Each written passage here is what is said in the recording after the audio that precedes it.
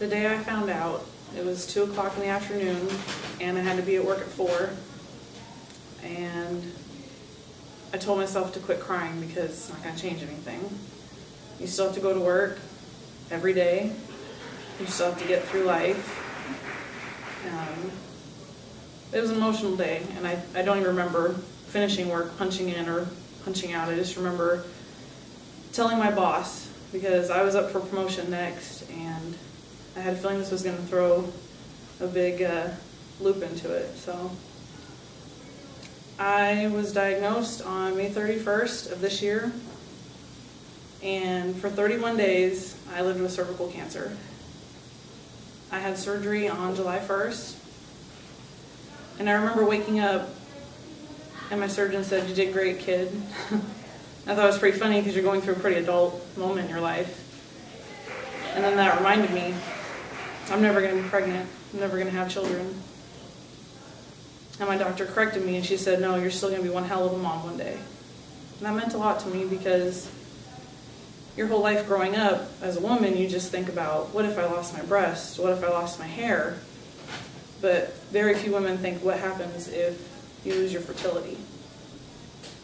Which is kind of one of the reasons why I'm doing this, because people think, oh, you can get this wonderful shot and it's all preventative. I had that shot. And now, 4.5 months later, here I am sharing my story with the world. Education and knowledge is the key. I think that we need to spend more time teaching young men and women about this virus that causes cancer. And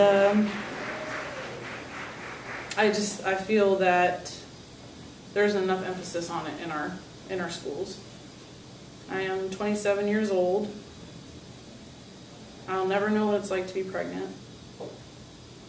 But my family and my friends have been there every step of the way. And the third F being faith. I think that's the most important thing. You have to pray. You have to be grateful that you're here to be able to pray. And that the cancer was found early. It didn't spread. And just know that remission rocks.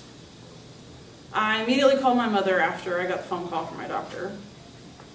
And I was dumbfounded because I'd never even had pre-cancer show up on any of my screenings. So how do you go from nothing to cancer in less than a year since my last exam?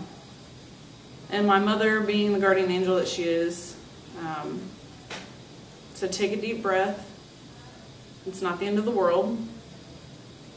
And she said, you're not the first woman who's going to go through this, but wouldn't it be really cool if you were the last? And we just decided to meet the next day on my day off from work.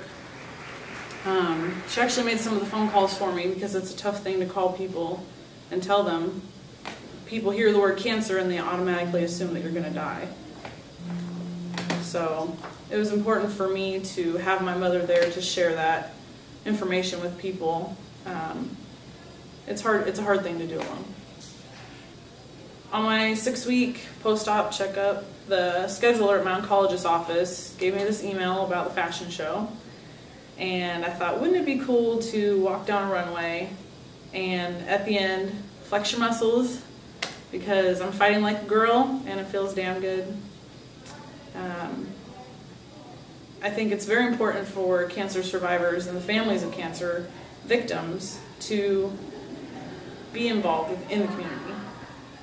The money doesn't raise itself, and it has to start where people have passion, and usually that's the people who are involved directly. That's the most important thing to me, is to stay involved. We did the Survivor Walk in Seattle, and there were some women who decorated their bras and wore them on the outside of their shirts. And my sister and I took white underwear and teal puff paint and wrote "Save the Cervix" and wore them on the outside of our pants. And it was awesome.